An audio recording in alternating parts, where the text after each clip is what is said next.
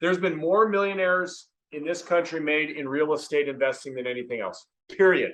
You're watching the right guy. He's talking about the right subject. He's in a city that's booming, that I think continues to boom. And which is one of the reasons when I was down there, it's like I was down there for cannabis and speaking at South by Southwest. I'm like, Matt, can I meet with you? And you're the young Turks that are going to be the next generation of leaders in this industry. You're already leading now, but as people like me sort of like head to the sidelines, it's going to be on you. For the folks that are out there, invest for tomorrow.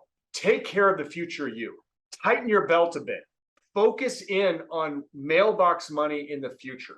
And when I say retired, you won't be, because you're going to love doing this and you're going to want to invest more. And once you sort of have a cash flow train, I don't want to take that money and do anything else with it but pay my tax and then take the net and put it back and keep it in that war chest to invest. And I'll tell you what, it's not a bad game. You just got to get that first chip, and you got to get